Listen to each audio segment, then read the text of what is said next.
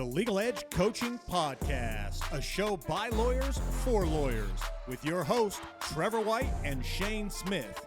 Welcome to today's show. All right, welcome to today's episode of the Legal Edge Podcast. Get your book.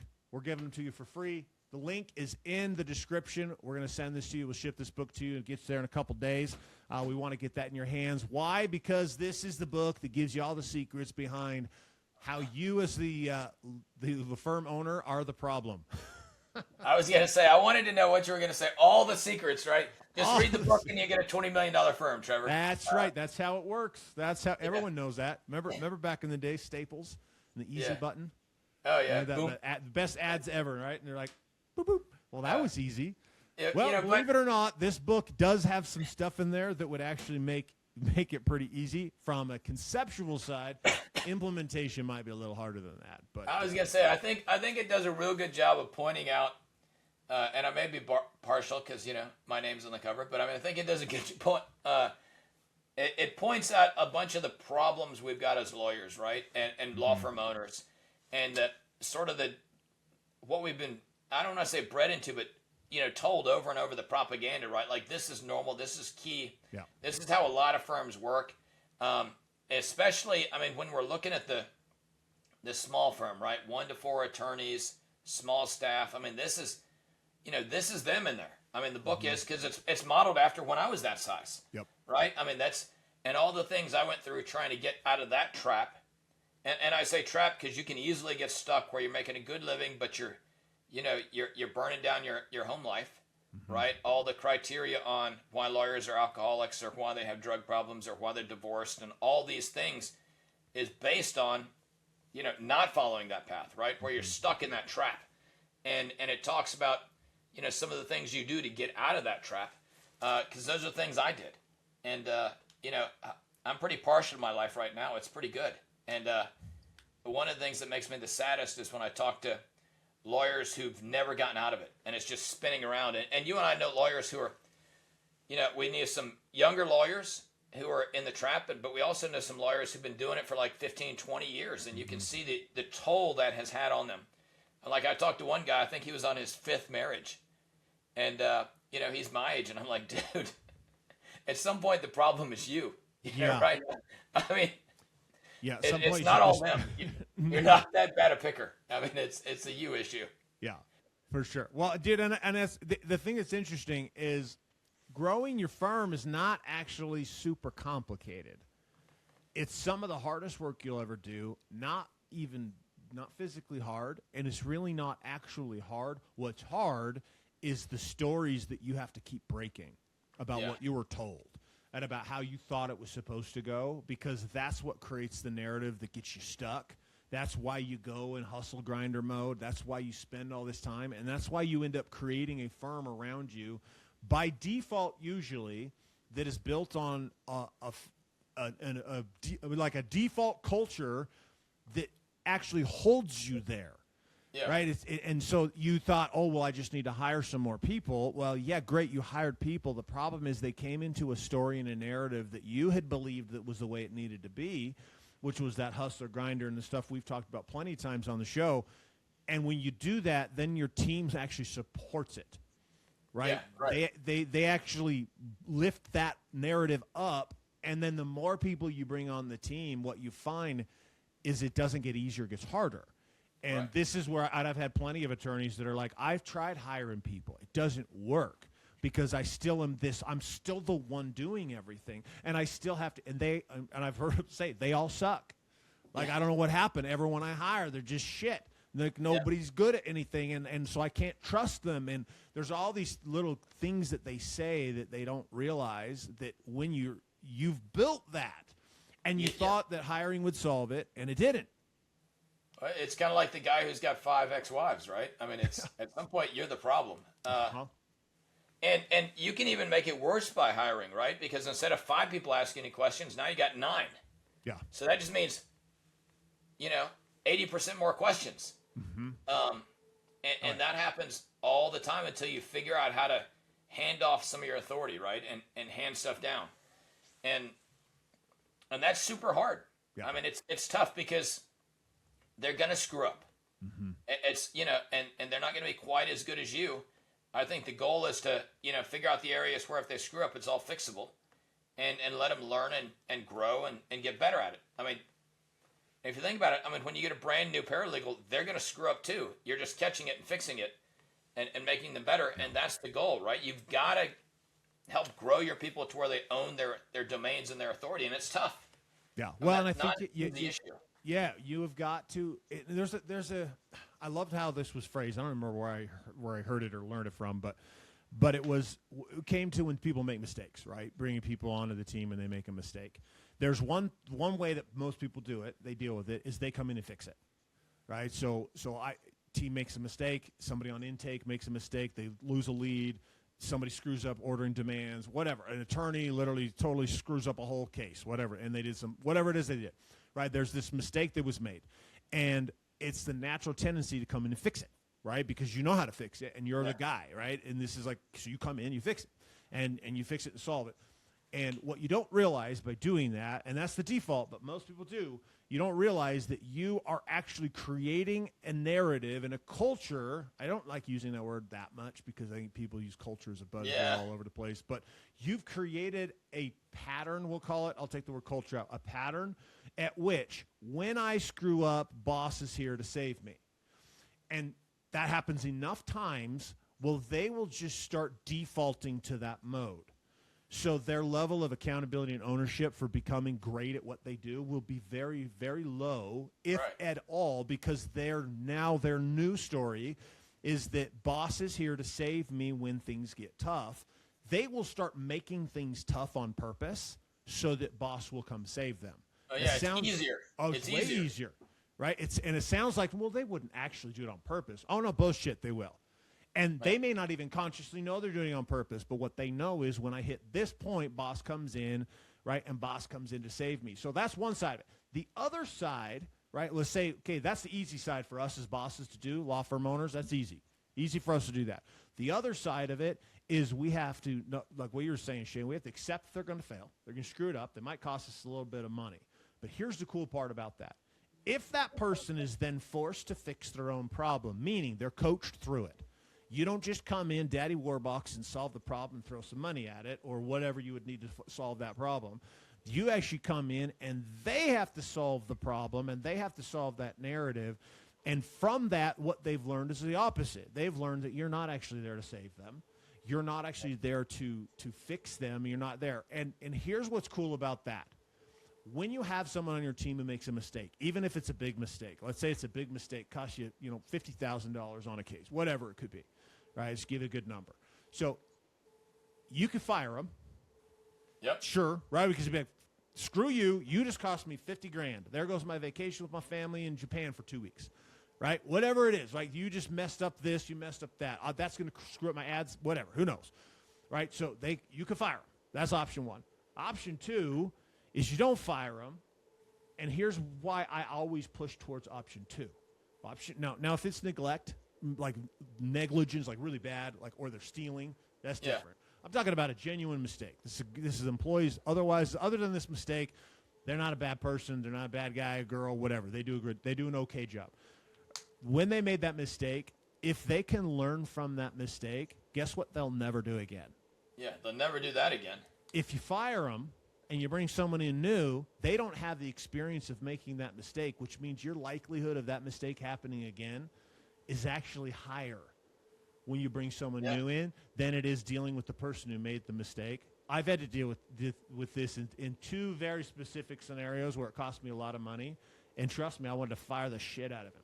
I did nothing more, and I did my whole behind closed doors, yell, scream, and shout, say everything that I actually felt, and then had a conversation with him. And guess what? That problem never, ever, ever happened again. And not only did it not happen with him, it didn't happen with anyone because I utilized that as a lesson to cascade to the whole team, to everyone. But what I didn't do was solve it. This was what's crazy. This was it's unrelated to the legal field, but this guy was out of town, big problem. He calls me trying to have Daddy Warbucks save him. And I just smiled. I literally outwardly smiled listening to him because I was like, holy shit, that's a lot of you. Okay. Got it. Yeah. And then I just said, well, you better solve your problem. Let me know when you have a solution. And I hung up the phone. Yeah. I was with my family at the time, and I was like, dude, I'm not letting this wreck the experience we're having with my family. So by default, I said, go solve it. And guess what? He did. He did, huh? He called me to solve his problem. I forced him to solve his problem, and guess what? He solved it. He became one of the greatest employees that I had. You talk about solving your problem. I actually, I know a guy, executive, high-level guy. He had a jar of monkeys on his desk, little plastic like monkeys. The little plastic monkeys, yeah. And people would come in, and they'd start telling him a problem, and he would reach into the jar, pull out a monkey, and give it to the person and say, hey, don't give your monkey to me. You go solve your problem. Tell me when you can bring the monkey back. Bring the monkey back when you solve the problem. And he would make them take the monkey and put it on their desk until they solved the problem. So did he actually do that? Like that? Yeah, he literally gave them a little plastic monkey and said, that's great. Don't put your monkey on me. You carry it. Kind of deal. I love that. This is probably like 15, 20 years ago. When I think some movie was out about some guy carrying a monkey around, or I don't know where it came from, but he would actually give it to him, and they said honestly it was kind of effective. People would come in and be like, hey, I don't want a monkey. Then why are you here? Kind of deal. Oh yeah, well I could totally. That's why I'm all that way. The way did he really do it? Because I could totally see that being very effective. You're like, yeah, it's like your dunce cap, and you don't want to. And it forces people into a process and a narrative. I'm trying to not use the culture word, yeah. But it forces them into this way of being. All right, I'll say it. The culture of I'm going to handle my own problems. Boss is not here to save me. And I would say that jump is tough for a ton of people, right? And sort of the baby step in between, I think, is when somebody comes to you with an issue, you're like, hey, okay, give me 3 solutions and then tell me which of those solutions you would do, right? And sometimes they're like, I don't have any. Well, go out of the room. Mm-hmm. When you have your 3 solutions, come back. And then they come back, and usually 1 or 2 are dumb, and the one they want to do is probably the right answer or close enough, right? You've been instrumental in teaching me close enough is what matters. And then send them out. And sometimes they're all bad, in which case you're like, okay.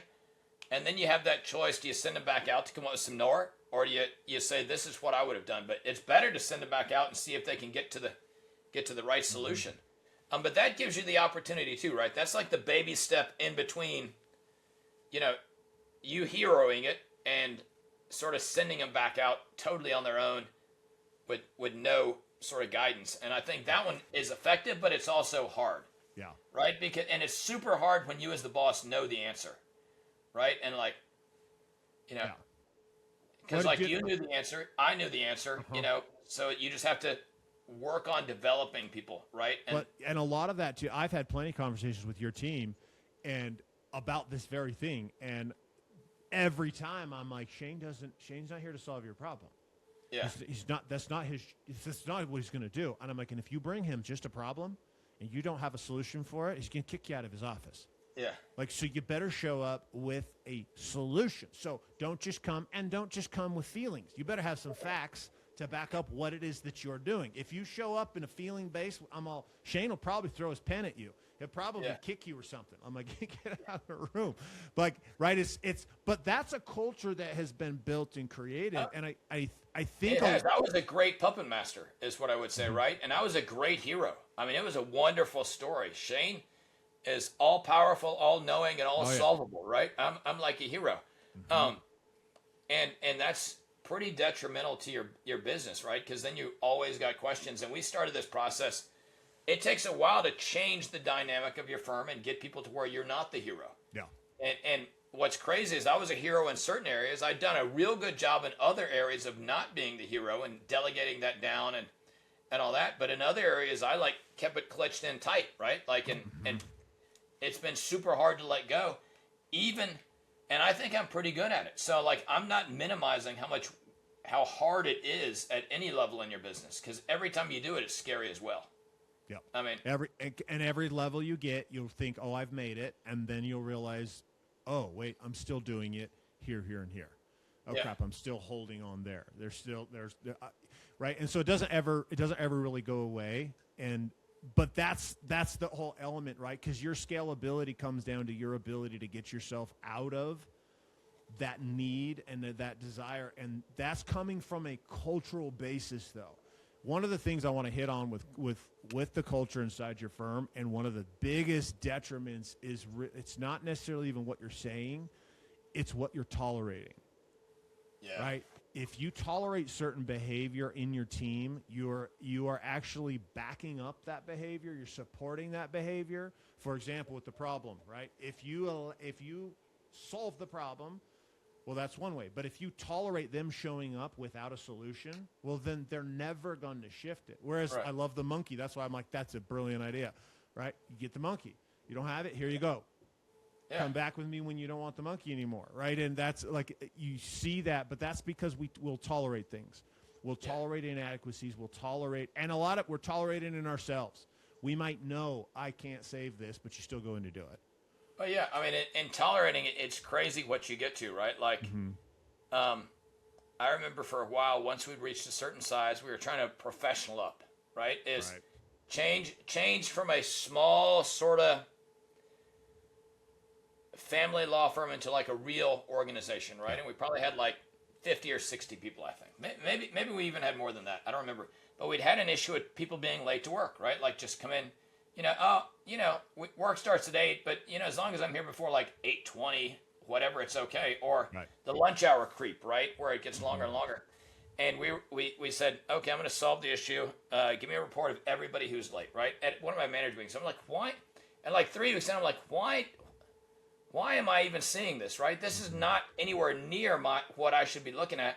And I changed it, and I said, okay, you know what? I only want to know on my managers when they're late, or my team leads. I don't remember what level it was. I think it was managers, and they're like, what? Yep, that's the only thing that gets reported to my meeting is when my managers are late and they're not doing it. Everything else I assume they're going to take care of. And you know what? Suddenly, my managers were never late anymore, and it became a real issue, and then it cycled down to everybody else. Because we just had to change that sort of what we would accept, right? And as soon as I was having them report them, themselves, that issue was solved immediately, right? Because I just drew a line and I said, how can you guys enforce showing up to work when you're late yourself? And I don't know. It was a quick and easy solution to a problem that we had struggled with for a little while. Yeah. But dude, a lot of this that's what I think is so frustrating when I'm working with people, because they resist things. And I'm like, we're not talking about picking up a big old boulder and moving it down the hill. No, it's actually little things like that. It's like, okay, well, let me look at this. Like, I'm actually going to pull it up and read his response. There's an email from one of our guys right now, and so he has an issue right now with people in his firm that are not responding, right? So he'll send an email, and not even just in general. People will respond and they don't respond.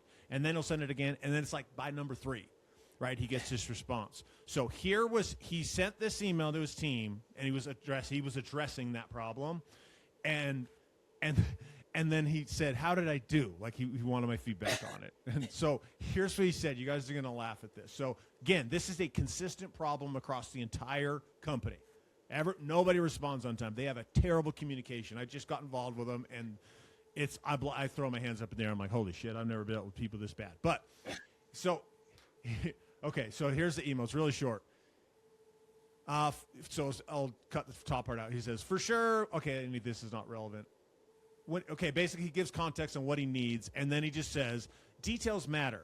Finally, I would certainly appreciate responses to emails without having to follow up several days after the fact. Thanks. So that was his way of addressing this pattern and behavior of people not responding to anything. Well, let me ask you this, Shane. If you receive that type of an email from your boss, what kind of urgency do you think you're going to have towards actually fixing the problem? Yeah, not much at all, right? Like zero. I laughed. I'm all, finally, I would certainly appreciate to email. Yeah, I mean, there's a little too many requests in there for the boss to somebody else too, right? And it's sort of like, I laughed because I knew where this was going to go, right? And it's funny.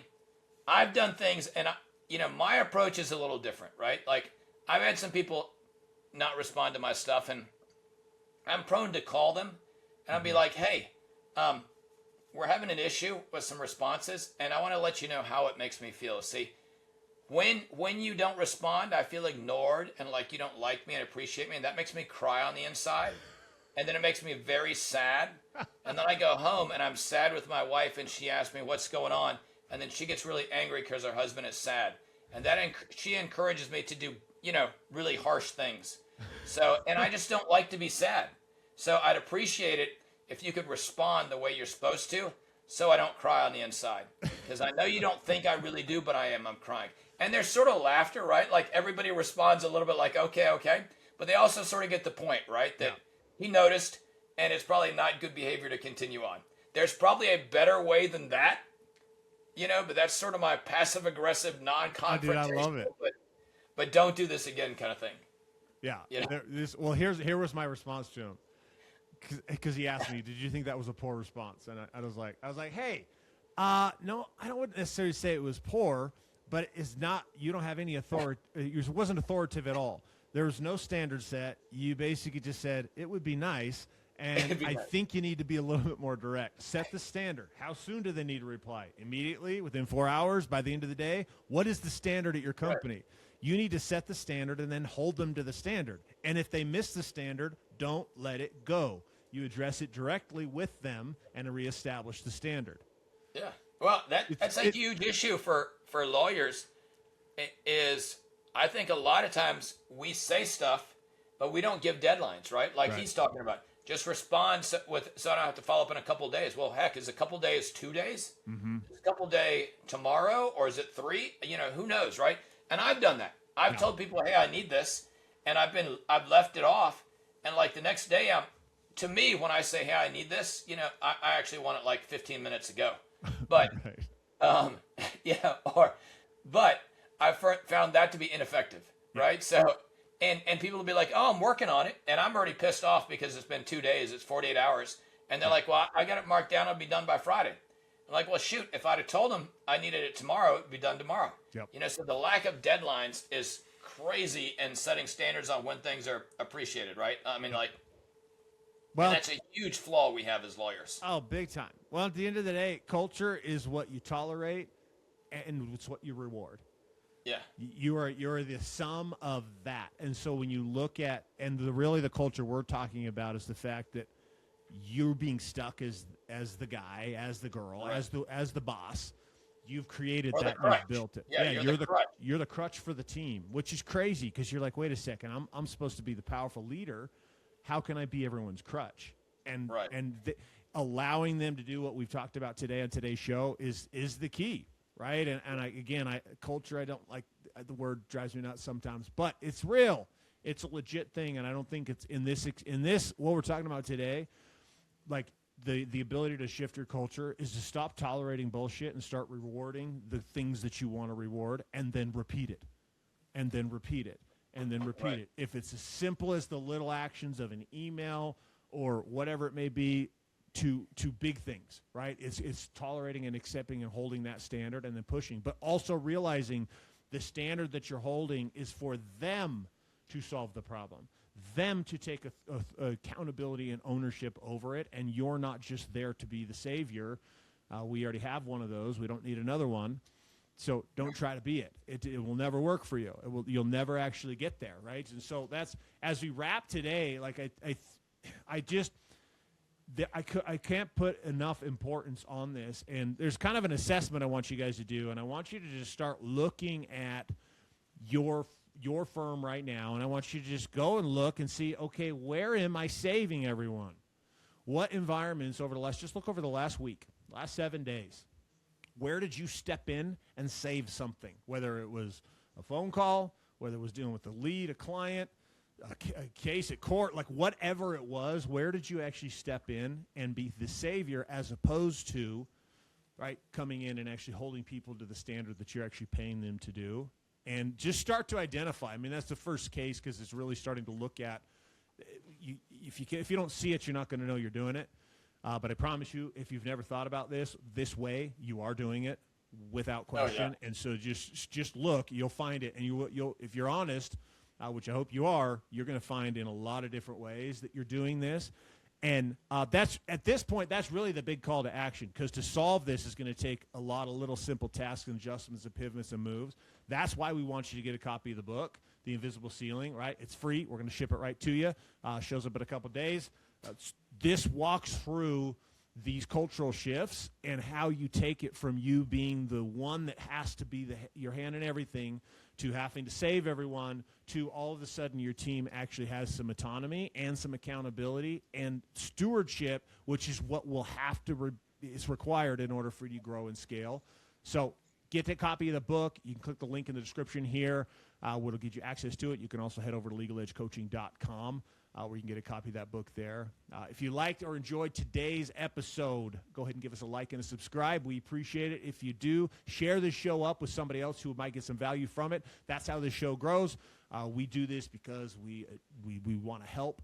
We obviously figure some things out, and we want to be able to help you on that path, not have to repeat all the mistakes that have been made trying to grow. Right, when you learn them, you share them. So that's what the book's going to get you. That's what we're going to give you there as well. So, any final thoughts, Shane, before we wrap today?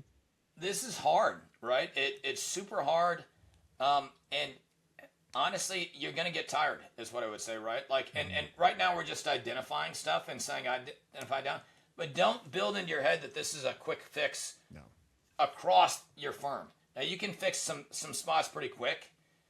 But it takes time and it takes effort, and you're going to get tired, right? Because it's easier when somebody comes in with the problem to just tell them versus saying, well, what do you think we should do? Give me 3 solutions. Which one would you do? That feels like it takes more time, but it really doesn't, because you're not solving today's problem. You're working on solving next week's problem. Yep. Or next month. So, 100%. Appreciate you guys being listeners of the show. As always, it's our honor and our pleasure to be here with you. So if you need more help or you want us to do a deep dive or anything with your firm, you can head over to legaledgecoaching.com and we can have a conversation about that further if you qualify. But other than that, we are a wrap for today. Have a fantastic rest of your day.